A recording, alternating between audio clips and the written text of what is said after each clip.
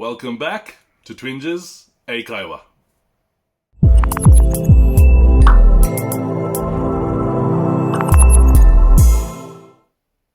皆さん、こんにちは。Twinges 英会話です。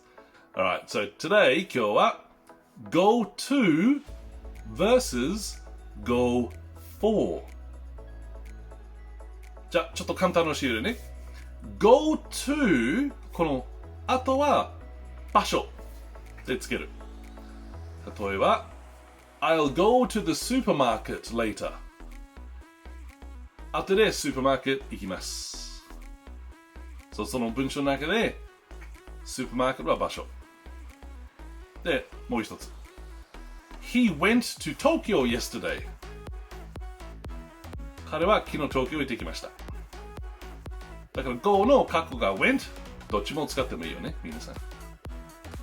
で、Go for その後からは名詞はくっつける。例えば I usually go for a coffee in the morning。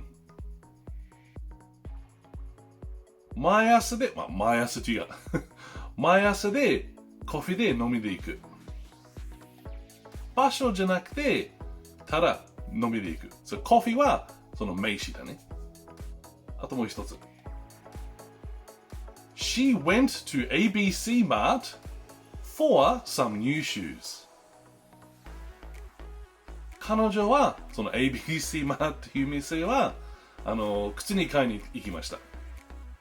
で、場所は入ってるけど、でも何のために言ってるのは new shoes で買ってくる。それからね for new shoes。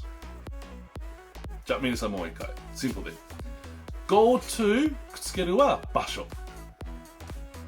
Go for あとくっつけるは名詞。はい、みんな勉強しましたか？よかったよかった。じゃあいつもの話けど、皆さん単語の質問、文法の質問、ワンポイントレッスン、何が欲しい、何が見たい、コメントしてね。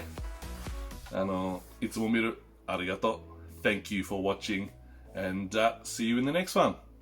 Bye bye.